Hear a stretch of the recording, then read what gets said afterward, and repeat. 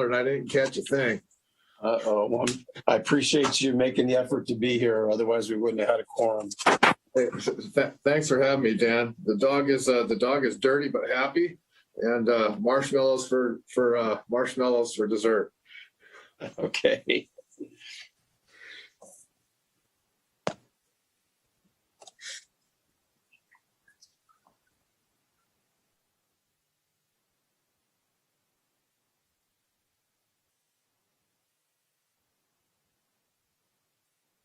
So, Roberta, I think we have everybody we're going to have, correct? Chair Galvin, I believe that's correct. All righty. Well, it's 1:30, so I'll call the meeting of the Board of Public Utilities for the City of Santa Rosa to order. If we may have a roll call, please. Yes, Chair Galvin. Here. Vice Chair Arnone. Board Member Badenfort. Board Member Grable. Board Member Walsh. Here. Board Member Watts. Here. Board Member Wright. Here. The W's are accounted for. Great. Well, thank you. Good afternoon, everyone. A couple reminders. Please make sure to mute your phone or your microphone when you're not speaking. Please put away all cell phones and personal computers.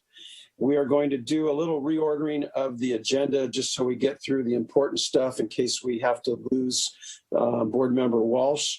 So we're going to do statements of abstention and then the minutes approval. Then we're going to move to the consent calendar, do the three report items, and then back to study sessions.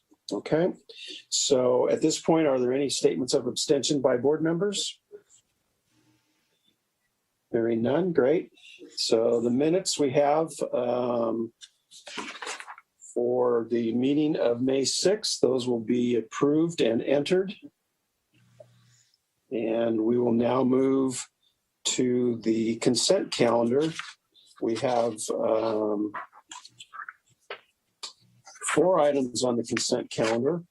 So unless anybody has any objection, I'll entertain a motion to approve the consent calendar.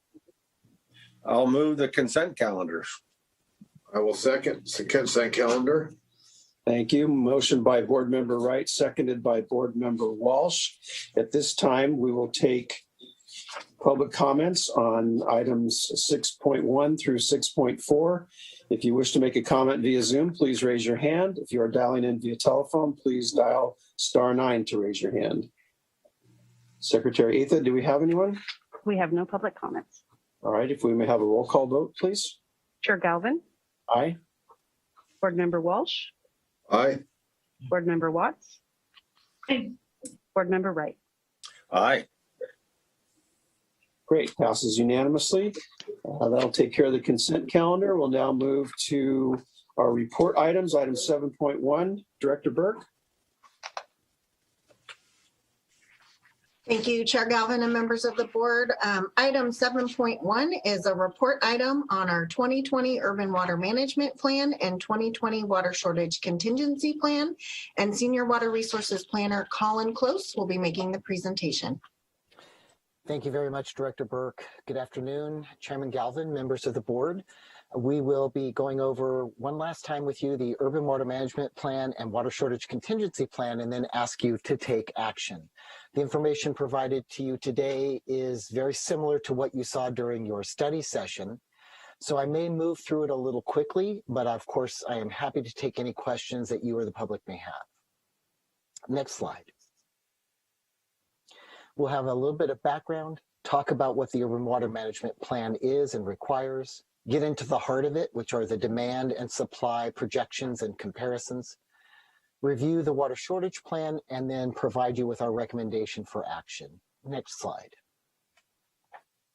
Just a reminder, the Urban Water Management Planning Act requires urban water retailers to assess their long-term water needs and their long-term water supplies and reliability over at least a 20-year horizon. This is something that needs to be done every 5 years and reported to the state. Santa Rosa has 54,000 connections and delivers about 19,000 acre-feet of water. So clearly this law does apply to us, and we've been complying with it for many, many years. We use a 25-year planning horizon. Again, that is because we are more conservative and want to be a little bit more careful with our water supply analysis. Next slide.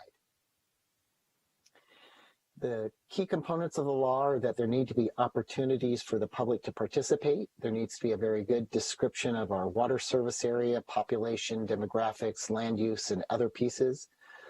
We need to fully describe our water demands currently and into the future and show the methodology we use to project those future demands. We need to discuss each of our water supplies and how much we have from them and how reliable they are, and consider a couple of risk scenarios with those. And then discuss 6 strategies for managing demand over time, and also make sure that we address water shortage and contingency planning. And of course, we do meet all of these requirements. Next slide, please. In terms of opportunities for the public to participate, we've offered many. We've done also social media outlet posts, as well as bill inserts, and we're doing public noticing through the Press Democrat. Right now, the public review process is in progress. The documents are available for the public to review at srcity.org/UWMP for Urban Water Management Plan. This will conclude June 8th. We will have a public hearing at City Council and ask City Council to adopt these documents. Next slide, please. We can go to the next slide as well. Just a reminder that the Urban Water Management Plan has 10 chapters and a lot of appendices attached to it as well. Next chapter, or next slide, please. Now we'll get into the heart of it. These are our water need projections going out over a 25-year horizon. We like to show you how that compares to the previous Urban Water Management Plan's analysis, so that you can see that we do take into account changes in population, growth, development, climate change, plumbing codes, restrictions, rules, and regulations, so that every 5 years we are going back to square one and refreshing those analyses to make sure we're on target. We are projecting out to 2045 that we will need 25,097 acre feet. Next slide. A new requirement of the plan is that we do a drought risk assessment. That requires that we look at the immediate 5 years in front of us and assume that water need will be normal, that it'll be unconstrained, that what would water need be if there were no drought in sight. So this is our projection for what the state calls unconstrained water demand for the next 5 years. We'll compare this to water supply in just a few moments. Next slide. We also need to report to the state our compliance with the 2009 Water Conservation Act, and that was a requirement to reduce our water use by 20% by 2020. Next slide. And you will recall the analysis goes back to 1996, and as you can see, the interim target for 2015 was 136 gallons per capita per day. We came in at 84. The 2020 target was 126 gallons per capita per day, and we came in at 99. So our community and our staff and efforts all paid off. We were able to easily meet that target. That target doesn't go away, however. Next slide, please. We need to make sure that we comply with that into the future. So we did the analysis, and you can see that we anticipate, even with growing population, climate change, more intense land uses, we'll stay within that requirement into the future. Next slide. The Urban Water Management Plan includes a thorough description of each of our water supplies, their reliability, the quantity, where they come from, how they've been used in the past, etc. In our water supply portfolio, we have access to 29,100 acre feet per year through a contract with Sonoma Water. That's our entitlement for drinking water.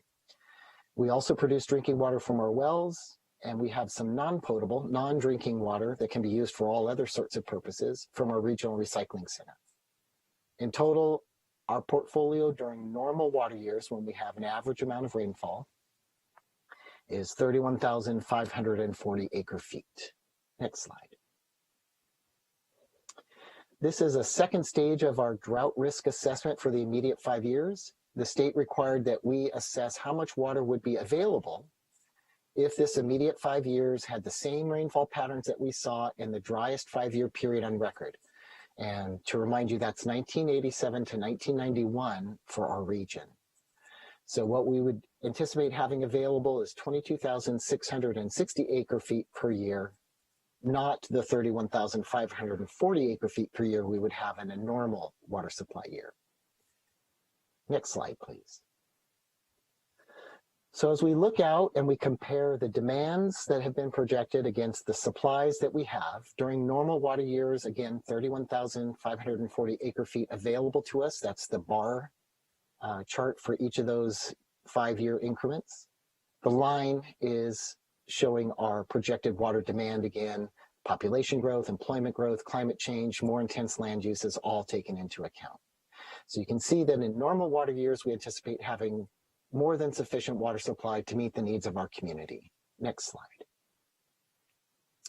If we have a severely dry, single dry year that is equivalent to the driest year on record for the Santa Rosa area, 1977, we would anticipate that we would have a shortage in supplies of anywhere from 11% to 14% in any given year, looking out towards 2045. In that case, we would implement our water shortage plan. So if this were to occur in the future, we would be launching the appropriate stage of our water shortage plan that we'll review in just a few moments. Next slide.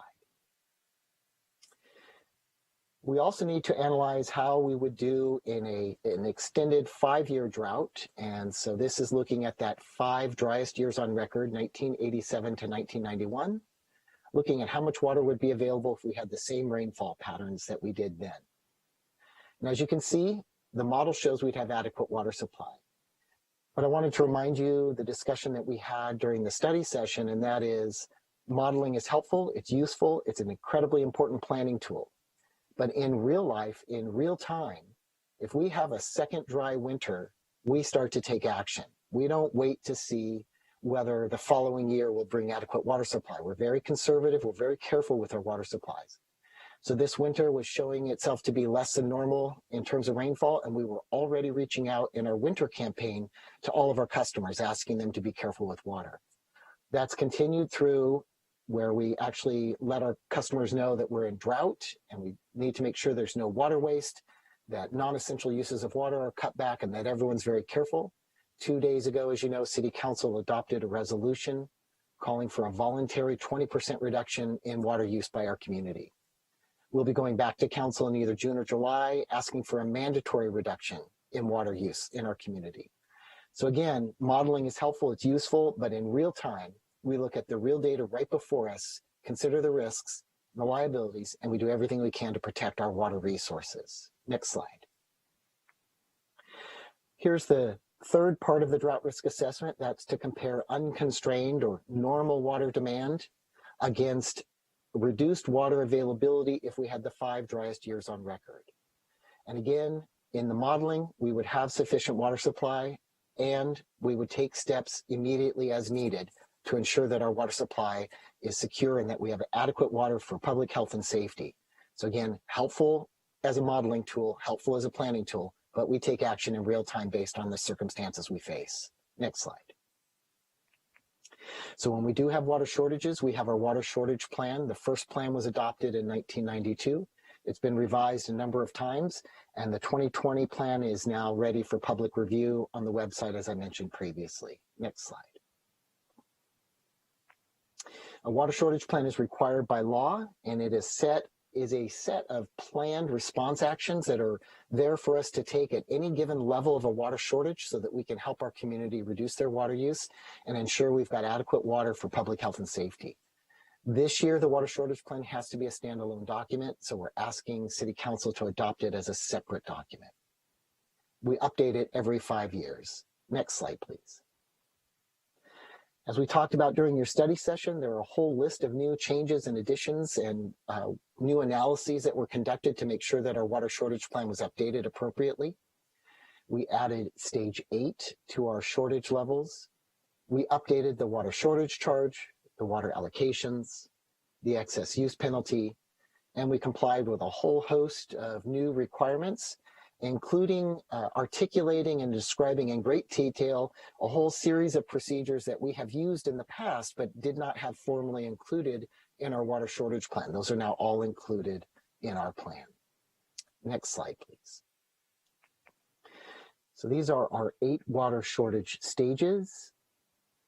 And if we can go to the next slide, we can see how these compare to the state's standard stages. And as you recall, most shortages we've experienced in the past have been 10%, 15%, or 20%. I do recall one that was 25% many years ago.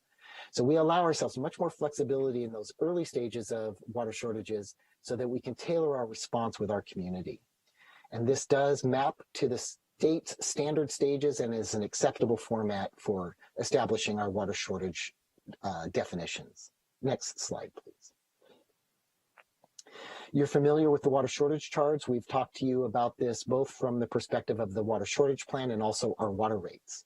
It is a temporary increase in the commodity rate that is structured to encourage water conservation and protect the financial condition of the utility. Next slide, please. Again, this is the water shortage charge structure. It does require council action. Council would have to not only declare a water shortage emergency, they would have to also adopt this with an ordinance. So this is not an automatic element of the water shortage plan. It does require council action. But for example, if we were in stage 3 and the reduction target was 20% cutback in water, customers would be charged 7.5% more on their commodity rate, their per 1,000 gallon rate. But if they reduce their water use by 20%, they would not see an increase in their bill, and they would actually likely see a decrease. Again, this is a way to encourage conservation yet protect some of our revenue losses, and it is temporary. As soon as our water shortage is over, that water shortage charge is removed from the customer bill. Next slide. Water allocations are a way to respond to severe drought with rationing water. We established this with our priorities, public health and safety being first and foremost, the economy being second, and third, making sure that trees and shrubs to the greatest extent possible can be kept alive through even more severe water shortages. Next slide, please. The excess use penalties is a way to enforce the allocations. Customers can avoid them if they stay within their allocations. Both the water allocations and the excess use penalty, again, they require council action. Council would have to declare we are in a water shortage emergency and would have to adopt an ordinance that includes these structures to allow them to go into place. Next slide, please. In terms of compliance and enforcement, whether it's for our water waste ordinance, which we enforce every day, or it's for any of the restrictions and prohibitions against water use when we're in a water shortage, or the allocations that are assigned to each customer in severe water shortages, our approach is progressive enforcement. It's been very successful for us in the past. We assume customers might not know there's a violation. We alert them to it, educate them about them, offer help where we can so that they can come back into compliance. And over the past 25 or 30 years, what we've seen is about 95% of our customers come into compliance with a progressive enforcement approach. Rarely, we will need to actually issue a written warning to a customer, but again, that's very rare. But it's there if we need to, and we have penalties that we can enforce if needed. But again, our approach is to work with customers directly and an outreach and education perspective and help them to comply so that we all meet the targets that need to be met. Next slide, please. It's a very brief review of what we went over during the study session. And with that, I would like to recommend on behalf of the Water Department that the Board of Public Utilities by resolution recommend that City Council adopt the 2020 Urban Water Management Plan and the 2020 Water Shortage Contingency Plan. And I am happy to take any questions that you may have.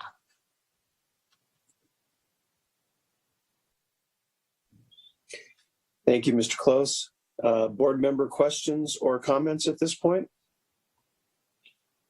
I think we've all been through the drill and the study sessions. I think we all know the importance of this plan.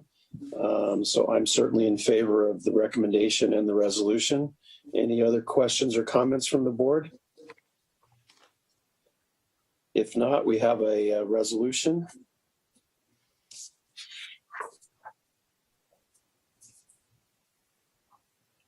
Mr. Chairman, I'd like to make a motion. Thank you. I'd like to move that by resolution, the Board of Public Utilities recommends to the City Council the adoption of the 2020 Urban Water Management Plan and the 2020 Water Shortage Contingency Plan as presented by staff. I'll second. Thank you. We have a motion by Board Member Walsh, seconded by Board Member Watts. At this time, we will open it up for public comment. If you wish to make a comment via Zoom, please raise your hand. If you're dialing in via telephone, please dial *9 to raise your hand. Secretary Atha, do we have anyone? We have no public comments. May we have a roll call vote, please? Yes. Chair Galvin, Aye. Board Member Walsh, Aye. Board Member Watts, Aye. Board Member Wright. Aye. Very good. Thank you very much again, Mr. Close. We will now move to item 7.2. Director Burke. Thank you, Chair Galvin and members of the board. Item 7.2 is a report item bringing forward our recommended changes to the sewer cap and water cap setting period for the sewer or water cap in effect from July 1st, 2021 through June 30th, 2022. And Alan Alton, our Deputy Director from Finance, will be making the presentation. Hello, Chair Galvin and members of the board. We're here today requesting a modification to the sewer and water cap setting this year. Let's get those slides going, shall we? There we go. Next slide, please. All right, so each year for billing purposes, we set sewer and water caps on residential bills. So the sewer caps are set so that the sewer is not charged on water for irrigation. So it's the maximum amount of sewer charged on a customer's bill, regardless of the water they use. So the lower the cap, the lower the typical sewer charge. They will be charged less, however, if they use an amount less than their cap. So the other function of a sewer cap is to determine when a customer should be in tier 1 or tier 2 of their water rates. So then the only other cap that we have is a water cap, and those are for customers that are water only. They do not pay into the city's sewer system. And those caps are set both on residential and irrigation accounts, and it determines when customers pay either in tier 1 or tier 2. So next slide, please. So this is how we set our caps. It's a basic methodology, and they're the same for both water and sewer. We average the water use during what we call the winter billing period. So the winter billing period consists of 3 full months of meter use, and it typically starts right around November 15th, and it goes through 3 billing cycles beyond that. So we do it through that time period because there's typically no need to irrigate during those months. That's, at least in theory, that's sort of wood. So with the least amount of irrigation, you're capturing the water use in the residence and not what is being used for irrigation. So we kind of factor the irrigation part out of it. Next slide, please. So a calculation based on that using those 3 billing periods is that if through the first billing period there was 5,000 gallons of usage, 4 in the second one and 4 in the third one, the average would be about 4.3, leaving the sewer cap to be 4.3. Next slide, please. So why is this year different? So the winter billing period this year is mostly dry.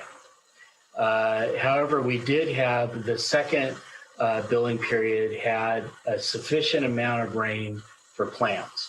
So we use an evapotranspiration or ETO. Let's just go with ETO. That's much easier. I do not understand the large word, to determine what plants need to be healthy. So, and I have a slide coming up in the next couple ones that show exactly how that works. But in simple terms, the ETO measures several factors that determine how much water a plant needs.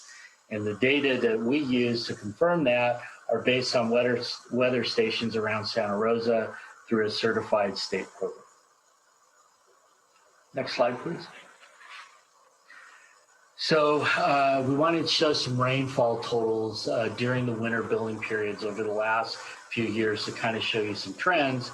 And basically our takeaways is that there hasn't been a lot of consistency over the past several years. But it does appear that we have significant rainfall, or at least better rainfall, last year in January, and that's mostly during the second billing period. Which is part of what we're looking for in terms of a recommendation that I'll get to in a bit. So next slide, please. So here we show how ETO shows what plants are needed. So basically, the higher the bar means the more need for irrigation. So it's an indication that during the winter billing period, in the middle of it, you have that lower bar. So it seems that there is sufficient ETO to not require irrigation. So there's been enough rain or moisture in the air that's helping the plants. So we're not needing to irrigate as much. And again, so what we want to do is pull the irrigation part out of our sewer cap calculations. So next slide, please. So we looked at several factors to develop the current recommendation. Obviously, the customer usage through the winter billing period, since this is a critically dry year. We looked at rainfall, the ETO for the period, and how the caps would affect customers. There was also a consideration for the outreach that had already begun to remind customers not to irrigate during rain events. So based on what we looked at, we felt that the fairest way to apply caps this year is to use the winter average or just solely the second billing period. And so to ensure that customers receive the fairest cap, we look at the methodology that benefits them the most, and then we set that for them. So, and what we found is that also about 50% of the accounts would benefit from a second winter billing period option, with 29 of the average from the winter billing period. So with that, let's go to the next slide.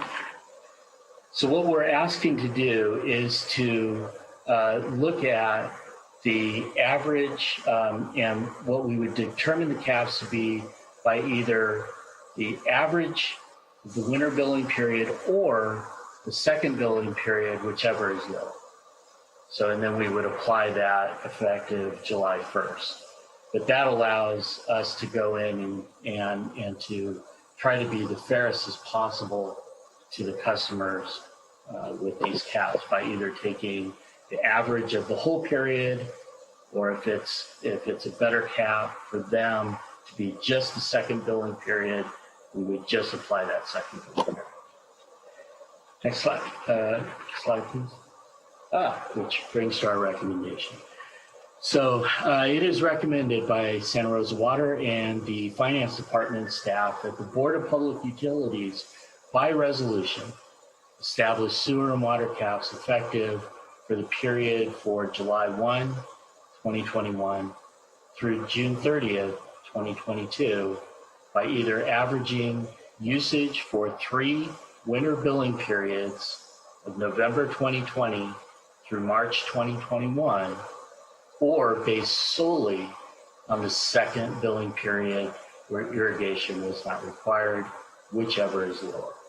And with that, I'm available for questions. Thank you very much, Mr. Alton. At this time, I'll open it up for any board member questions or comments. Board Member Wright? Yeah, after sitting through this winter, I was wondering how the water department was going to handle this with the rainfall being 0 in 1 month and normal in another month, and it just seemed very odd. So I think this is a good solution.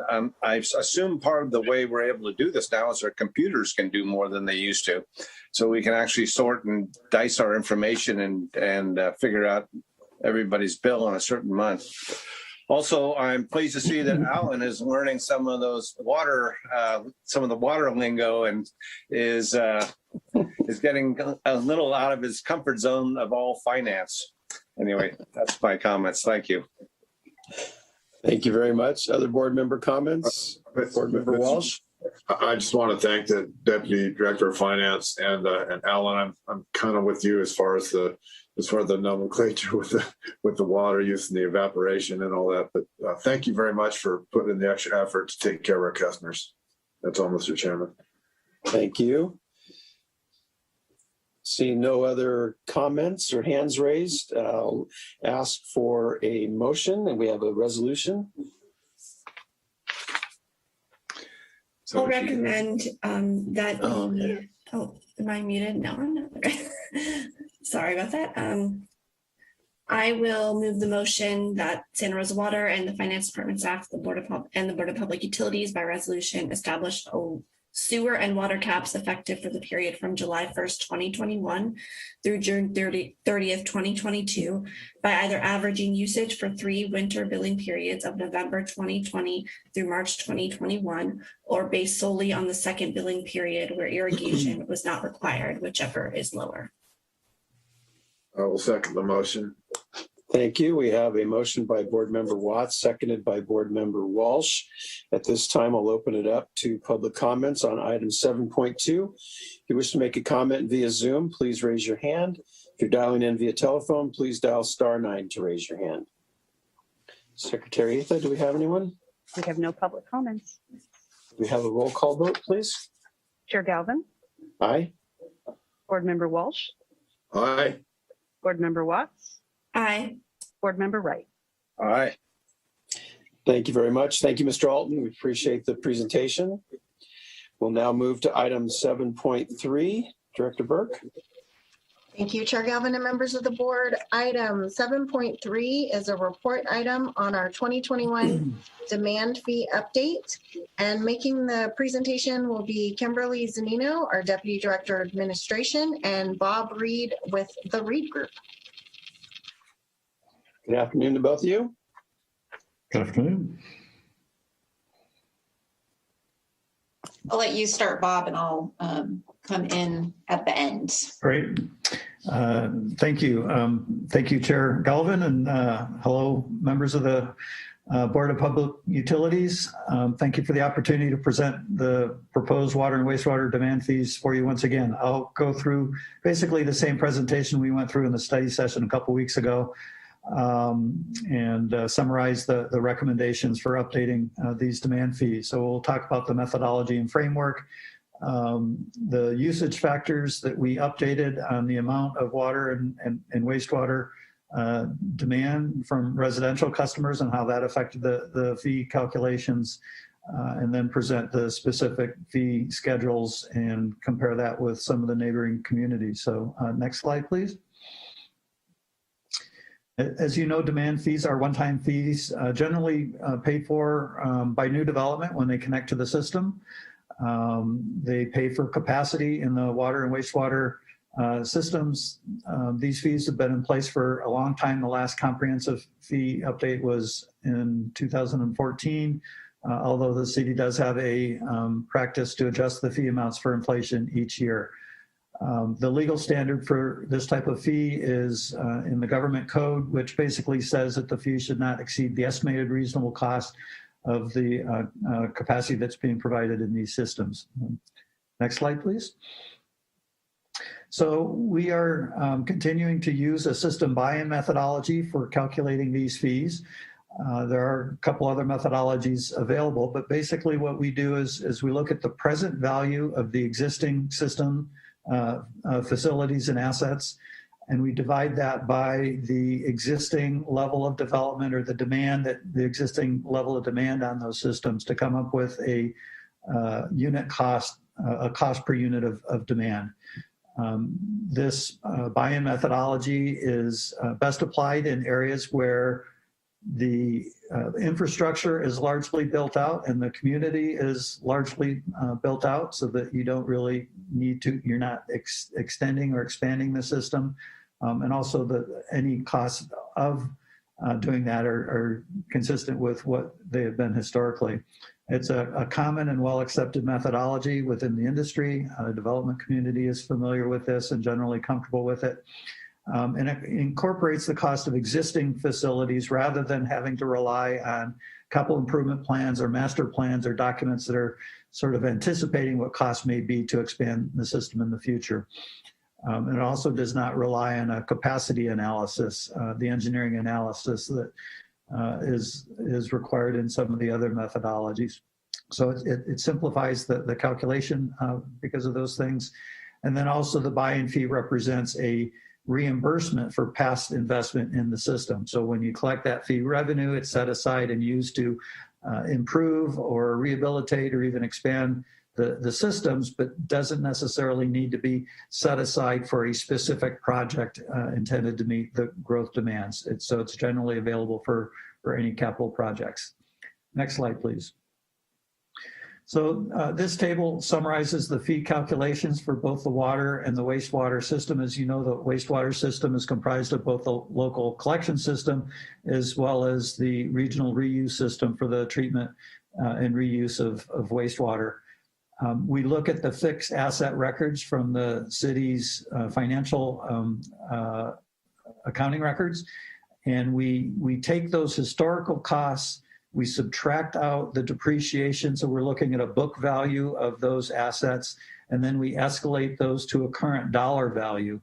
Another way of saying that is we take the original cost, we escalate the value based on inflation, and then depreciate it, reflecting that it's not new facilities anymore, and we come up with a value expressed on that basis. So we are looking asset by asset in each of the systems. And if I recall right, there's a couple thousand assets that we're looking at and going through that calculation. We then make some adjustment to those valuations. We add in some of the financing costs associated with acquiring and constructing the facility. So we add in debt issuance costs as well as interest costs, the present value of those. We subtract out outstanding principal, which reflects the fact that you haven't really acquired a portion of those assets that are being debt financed. And then also monies that are set aside for capital projects in your capital reserves or have been appropriated for projects yet to be built. Those monies are added in as being part of the system assets. We then take that total value and divide by the system demands and then express that on a cost, a dollar amount per 1,000 gallons per month of demand. And I'll talk about the demand factors that we use here. But this is the basic calculation summarized here. You can see the water fee is increasing by quite a bit, by 55%, the wastewater fee by about 15%. But when we apply these to the demand factors for residential development and non-residential, the fee amounts are coming down. So if we go to the next slide, as I mentioned, we did update the use factors for both water and wastewater. And I appreciated Colin Close's presentation a little earlier this afternoon, particularly the one graph that he showed the demand projections that were developed in 2015 with the last urban water management plan relative to the current plan. And when you looked at the 2020 numbers, it looked like about a 20% reduction in the amount of demand today than was anticipated for today 5 years ago with the last urban water management plan. And what we did with this fee update was we looked at the last 4 calendar years of water use data for residential accounts, all the different types of residential properties. For water demand fees, we're looking at usage during the peak month, generally a July or August billing cycle. And we took the average of that peak month over the 4 years to use as our water use factors for the demand fees. And those showed a reduction from what we had previously used. We've had a drought since then. There's been some hardening in the water usage in the last since the last study. And so those are being reflected in these figures. So this shows the different types of residential development, single family duplexes, apartments, and so on.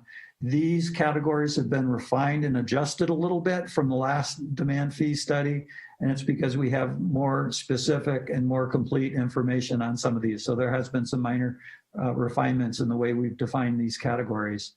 You can see the bottom line here for non-resident development, commercial, industrial, and irrigation. We are charging the fees based on usage estimates for each development project and that 1,000 gallons per month. So it's that standard 1,000 gallons per month is applied for the fee, and then that's applied to whatever the estimate is for each development project. We go to the next slide. This shows both the current and proposed water demand fees for each of those residential development types. And again, that last line for the commercial, industrial, and irrigation accounts is expressed on 1,000 gallons per month. You can see many of these water fees are, some are going up and some of them are going down slightly. And that's because while the basic fee is going up, the usage factors are coming down. And so those two things offset each other. For the non-residential accounts, the city is also updating the usage factors that would be used for different types of businesses. And in applying those, it may be that some of that development would see reduction in the aggregate fee as well. Go to the next slide. This summarizes the usage factors for wastewater. And like in the last item on your agenda, we're looking at winter water use to come up with the usage factors. And again, for this update, we looked at the data from the last 4 calendar years to update these factors. And we also see reductions in usage across different types of residential customers here as well. If we go to the next slide, this shows the current and proposed wastewater demand fees for the different types of development. And in this case, for the residential customers, they are all decreasing by some amount. Again, the effect of the lower usage factors is more than offsetting the increase in the base fee amount. And if we go to the next slide, this summarizes what the combined water and wastewater demand fees will be for each different type of development, current proposed, and showing the change both in dollars and percentage terms here. And you can see across the residential spectrum, all of the combined water and wastewater demand fees would decline by some amount, varying amounts because of the changes in the usage factors. And again, for the non-residential, it would be applied on a case-by-case basis based on the estimated water usage and winter water usage that would be associated with those development projects. And if we go to the next slide, this graph provides a comparison with the current and proposed water and wastewater demand fee for a typical single-family home in Santa Rosa with some of your neighboring communities here. Right now, you're sort of in the middle of the pack, and with the proposal with the fees going down, you would be at the low end of the spectrum for some of the other cities in the county. I will mention Roner Park is conspicuously absent here, and that's because of the complexity of their fee structure. And it does vary depending on where you are within the city and some other things that complicate it. So we didn't include that here. But this shows what those two fee components would be in the neighboring communities. And the next slide. At this point, I'll turn it back over to Deputy Director Zanino. Thank you, Mr. Reed.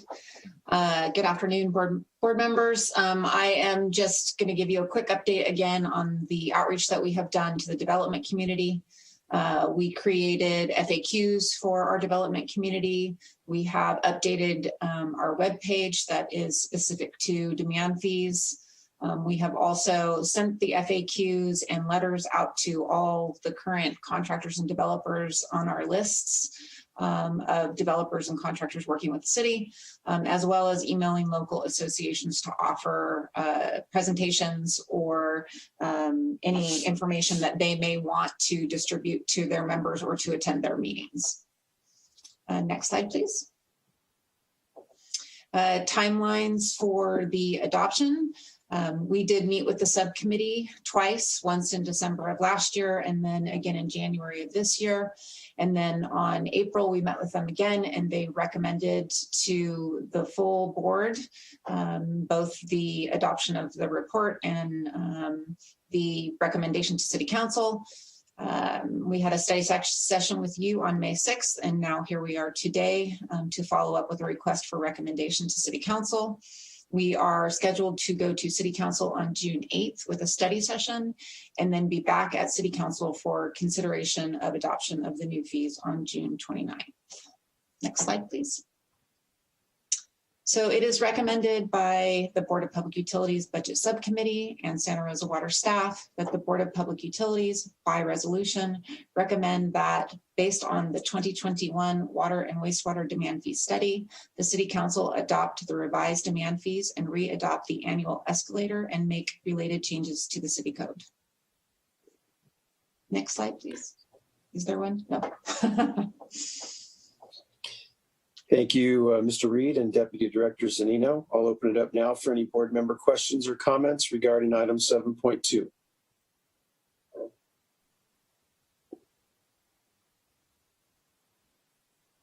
Seeing none, we have a resolution. Mr. Chairman, I'd like to make a motion. Chair Galvin, do we have to take public comment? Not until we have the motion. Mr. Chairman, I will make a motion. Okay. I move that the Board of Public Utilities recommend to the Santa Rosa City Council that they adopt the 2021 water and wastewater demand fee study and adopt the revised demand fees with the annual escalators as presented by staff. Thank you. I'll second. Okay, we have a motion by Board Member Walsh, seconded by Board Member Wright. At this time, we'll open it up to public comments on item 7.2. If you wish to make a comment via Zoom, please raise your hand. If you wish dialing in by phone, please dial *9 to raise your hand. Secretary Atha, do we have anyone? We have no raised hands. Thank you. May we have a roll call vote, please? Chair Galvin, Aye. Board Member Walsh, Aye. Board Member Watts, Aye. Board Member Wright. Aye. Very good. That passes unanimously. That takes care of item 7.3. We're now going to move to item 5.2, which is our study session. Director Burke. Thank you, Chair Galvin, members of the board. Item 5.2 is our water and recycled water supply update staff briefing, and Deputy Director Peter Martin and Deputy Director Water Resources Peter Martin and Deputy Director Water Reuse Emma Walton will be making the presentation. Thank you. Welcome to both of you. Thank you. Good afternoon, Chair Galvin and members of the board. Happy to be here with another timely recycled water supply update. May I interrupt for just 1 second? Sure. I think we may have lost Board Member Walsh.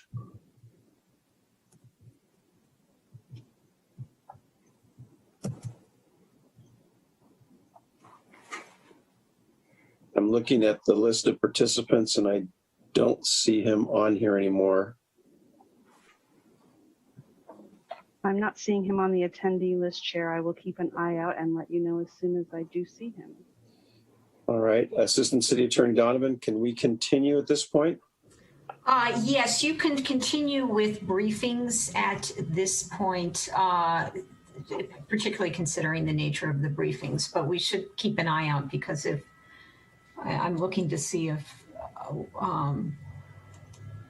I do not see that Walsh is rejoined, but if you want to continue with the briefings, you may do so, but the minutes should reflect the departure and no quorum. Thank you very much. Then we'll go ahead and continue. Deputy Director Martin, proceed, please. Fair enough. Thank you. Thank you for that. I guess move on to the next slide here. No secret here. Rainfall has been dismal this year. This is shaping up to be one of our driest water years on record in the region, following on the third driest year last year in 127 years of record keeping. Sonoma Water did take some significant action last week in response to the drought situation. On May 14th, Sonoma Water filed a temporary urgency change petition with the State Water Resource Control Board, requesting to reduce minimum in-stream flows on the lower Russian River and requesting that classification for the watershed be temporarily changed from dry to critical. They also requested that the existing critical flows in the upper Russian River be able to continue. They've been doing that since February, and that temporary urgency change petition that's already been filed would expire at the end of June. And then finally, in their petition, Sonoma Water is committing to reduce its diversions from the Russian River between July 1st and October 31st by 20% compared to last year, meaning, of course, less water would be delivered to the contractors like Santa Rosa Water. Next slide. So this is a storage curve for Lake Mendocino in the upper watershed. In our communications with Sonoma Water, they continue to emphasize the critical nature of the upper Russian River situation. Lake Mendocino is about 43% of its water supply storage capacity for this time of year. And they're noting that without significant demand reduction in the upper watershed, they face the threat of going dry this year in Lake Mendocino by the end of the year. And potentially getting water supply levels getting so low that they would not be able to manage their releases from that reservoir.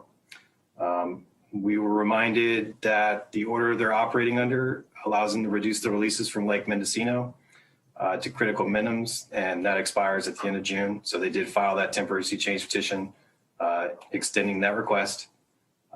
And so if that order is not extended, paired with the reduced diversions that I mentioned earlier, Lake Mendocino could reach critical storage levels by October. So just kind of as a reminder, Sonoma Water doesn't have control over the upper Russian River users for the most part, but they are continuing to work with those diverters as part of a larger coordination effort with the State Water Resource Control Board.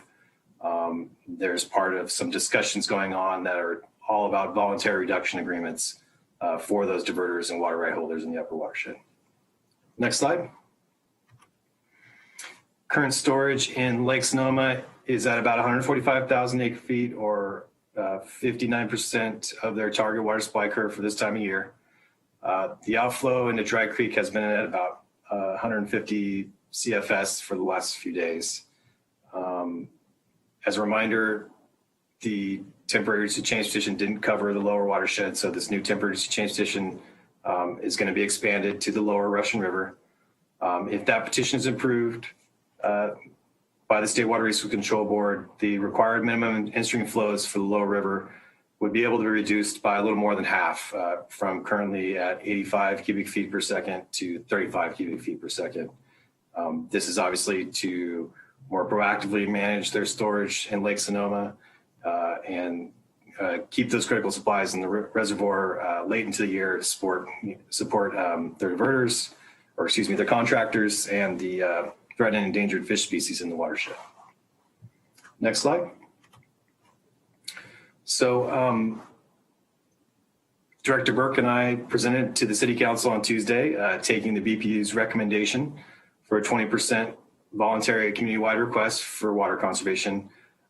They did pass that unanimously. So as a result of that, we'll be asking our customers to save water immediately through sort of common sense measures such as eliminating water waste, taking shorter showers, self-curtailing or eliminating outdoor water use as much as possible, finding and fixing leaks, and then of course, if possible, we're asking customers to take advantage of our rebates and make more permanent changes with things like replacing turf, swapping out less water efficient devices in their homes and businesses. So that'll be the focus for the time being. As we discussed the last time, once we hear back about the results of the temporary emergency change petition from the State Water Resource Control Board, we'll likely be enacting a stage of our water shortage plan later on this summer. Next slide. So this month we've fully transitioned into our summer drought campaign through the Sonoma Marin Saving Water Partnership and other participants in that group with the tagline, "Drought is here, save water." We'll be coordinating a drought drop-by event with the Sonoma Marin Saving Water Partnership. I heard today there will be 15 different locations throughout Mendocino, Sonoma, and Marin counties. The one that will be staffed by Santa Rosa Water staff will be at the Sonoma County Fairgrounds on June 12th. I should say all these events are occurring on June 12th from 9 a.m. to 1 p.m. So we'll be coordinating both sort of citywide and region-wide on this drought response. And this is just one of those things that we can kind of coalesce and work together and roll out this messaging as we go on. As you know, the Water Advisory Committee asked for a 20% voluntary. So this is just kind of solidifying that message throughout the entire watershed. So you'll see new video and radio messaging rolling out, and also high visibility signage and advertising throughout Santa Rosa with this particular tagline. Next slide. So I just kind of wanted to highlight some of the targeted outreach activities that are occurring. Internally, we're doing as much outreach as we can. We're beginning to make sure that the message is being carried internally consistently, and that our operations are consistent with the message that we're projecting to the public, of course. We're meeting regularly with other city departments so that they feel that they have the support and the tools they need to make adjustments in their operations and also respond to the community-wide request for 20% reduction. We're making full use of radio, social media, and digital advertising to direct the public to resources available to them to save water right now.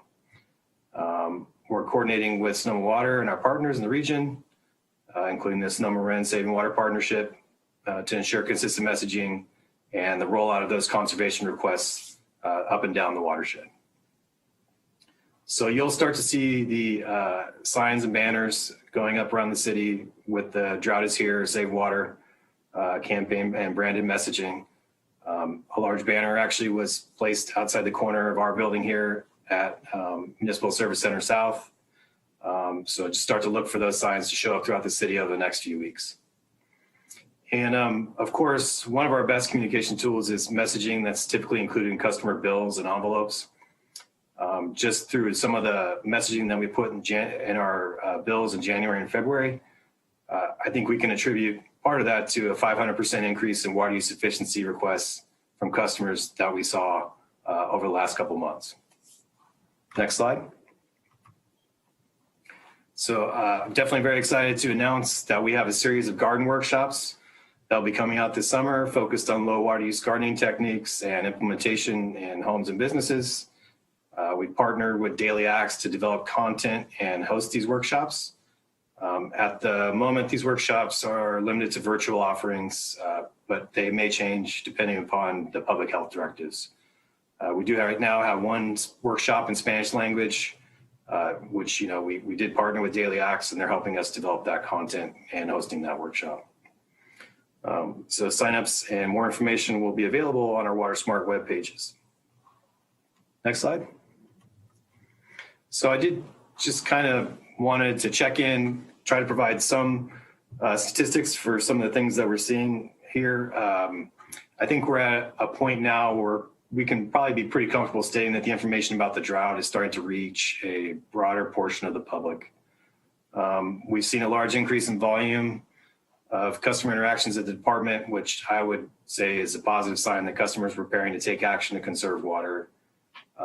We've responded to 412 phone calls last month, did several dedicated irrigation meter checkups, 26 Water Smart home outdoor only checkups. Those are our socially distanced checkups that we've been continuing to provide during the county health order. We delivered 218 kitchen aerators, bathroom aerators, and 545 shower heads. And then, of course, we did have that Earth Day event over at a Place to Play park. So we've been able to deliver 529 DIY Water Smart kits as part of that effort. So, and then, of course, we're doing a lot on our own system to be as efficient as possible.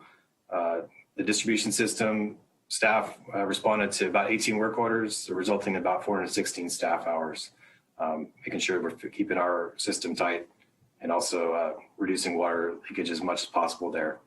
And of course, we've followed up on 14 water waste enforcement cases last month with, I believe, over 30 contacts related to those.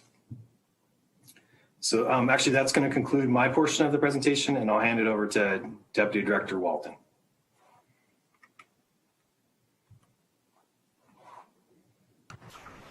Thank you, Deputy. Good afternoon, Chair Galvin and members of the board. I'm Emma Walton. I'll be providing just a very brief update on our recycled water supply today. Next slide, please. We continue to trend very low in our production. You can see kind of the end of February, March was the only time that we reached flows higher than those that we experienced last year. But now that we're moving into what is actually considered dry weather for us, we're even trending below our production for last year as well. Next slide, please. Our storage is at about 775 million gallons. Again, the lowest we've ever been for this time of year, and on the downward trend, which we expect. We are in a good place, though, with respect to allotments, and we do anticipate that we will be meeting all of the allotments that we set forward this year. Next slide, please. Again, we just continue to communicate with our users and our regional partners. We're continuing to have ongoing meetings, both with our customers and the Farm Bureau. We meet regularly with our regional partners to discuss recycled water availability and ways we can work better together. And just as a reminder, we are working towards our 30-day geyser shutdown. We will be shutting down the pipeline on May 25th to undertake some very critical work. And we'll get that pipeline back up and running as quickly as we can to make sure that we meet our contractual obligations with the geysers. Next slide, please. And that's all the information I had to share with you today, but be happy to answer any questions. Thank you. Deputy Director Walton, if the geysers are shut down for 30 days, do we have any estimate as to the amount of recycled water we'll be able to produce and store during that time period?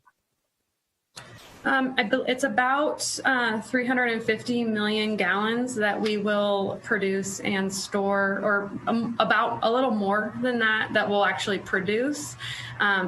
We'll be able to make 350 million gallons of that available for our ag community as a result of that shutdown. Because as you know, we don't have to make up that water to the geysers. So that amount will come off our contract. Great, okay. Other board member questions or comments regarding the water supply update? All right, we'll now open it up for public comments on item 5.2. If you wish to make a comment via Zoom, please raise your hand. If you are dialing in via telephone, please dial *9 to raise your hand. Secretary Atha, do we have anyone? We have no public comments. Okay, thank you very much for the report, both deputy directors. I appreciate it. We'll now move to item 5.1. Director Burke. Chair Galvin, I believe there's a recommendation from Director Burke that at this point we suspend other items. I believe Director Burke does want to give an abbreviated report, but since we're now lacking a quorum, I think Director Burke, you had wanted to move your overview of some of your staff services just to another meeting. Is that correct? Okay, then we will pass item 5.1. And we will move then to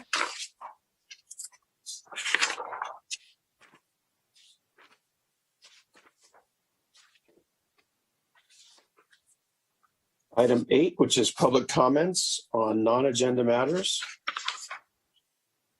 We'll now take public comments on item 8. If you wish to make a comment via Zoom, please raise your hand. If you're dialing in via telephone, please dial *9 to raise your hand. Secretary Atha, do we have anyone? We have no raised hands. Okay, that'll take care of item number 8. Item 9, we have no referrals. Item 10, we have no written communications. Item 11 is subcommittee reports. And I have a report with regards to the contract review subcommittee. We met on May 10th to review the 2 agreements, both of which were unanimously recommended and were on our consent calendar today. The first was for the GHD work on the Kelly Farms Mitigation Bank development. This project work order provides professional services to plan, design, permit, manage, inspect, and perform 5 years of post-construction monitoring. The project will provide a cost-effective way for the city to mitigate for impacts to the tiger salamanders and wetlands. And the second contract was a cooperative agreement between Caltrans, the Sonoma Resource Conservation District, and the city. This agreement allows Caltrans to fund a restoration project on city-owned farm and have the Sonoma Resource Conservation District install the restoration and conduct the required 10 years of monitoring. And the city receives $25,000 to cover staff time that supports the agreement. So that was the activity that we took with regards to the contract review subcommittee. Any other subcommittee reports? Seeing none, we will now take public comments on item number 11. If you wish to make a comment via Zoom, please raise your hand. If you're making a comment via telephone, please dial *9. Secretary Atha, do we have anyone? No public comments. That'll take care of agenda item 11. Any board member reports? Seeing nobody indicating. Okay, we will move then to item number 13, director's report. Thank you, Chair Galvin. And just because there was something made public earlier, I just wanted to note that at the meeting. I understand we don't have a quorum at the moment, so I'll make this brief on just this one item. As announced at the Zero Waste Sonoma Board of Directors meeting this morning, Renewable Sonoma has decided to end negotiations with Zero Waste Sonoma on the potential development of a regional organics processing facility. They have also decided to to end negotiations with the city for the siting of the project on property adjacent to the Laguna treatment plant. Zero Waste Sonoma still has an interest in finding a long-term solution to in-county organics processing and will be exploring alternatives moving forward. I think the board is aware that we did invest a great deal of time and effort in support of this project, and we are very saddened by the outcome. However, we do know that the work that we have done is going to provide a good foundation for future efforts. I did want to take a moment to thank Councilmember Sawyer and Board Member Badenfort for their willingness to serve on the negotiation ad hoc and all of their hard work on this project. We asked a lot of their time and effort, and they graciously provided it. I also want to thank the staff team that worked so diligently on this project the last 2.5 years, including Tanya Muckvitz, Nicole Doratinsky, Elise Howard, Jill Scott, as well as two former employees, Molly McLean and Joe Schwal. They worked tirelessly with Zero Waste Sonoma and Renewable Sonoma, identifying creative solutions for this project. And I also wanted to do a very special thank you to Emma Walton. She was the lead on this project. So appreciative of her willingness to take on this project and continue working on it, even after she moved from her position as the Deputy Director of Engineering Resources to taking on management of the treatment plant.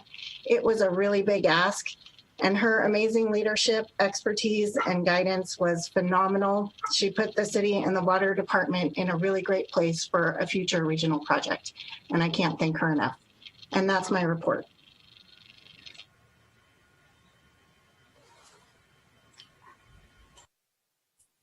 You're muted. Yeah. Thank you. Sorry about that. I want to echo the director's comments because I know that there was a tremendous amount of hours put in by staff to try and make this project work. And it's sad that it didn't work, but hopefully there's other opportunities out there, other people interested in taking a look at this project that could make it beneficial both to us and to the waste management department. So any other board member questions or comments for the director? All right, we will now take public comments on item 13. If you wish to make a comment via Zoom, please raise your hand. If you're dialing in via telephone, please dial *9 to raise your hand. Secretary Atha, do we have anyone? We have no public comments. Very good. That will take care of the agenda. I appreciate you letting us kind of move things around so that we got all the important stuff done while we had a quorum. And we'll see you in a couple of weeks. We are now adjourned.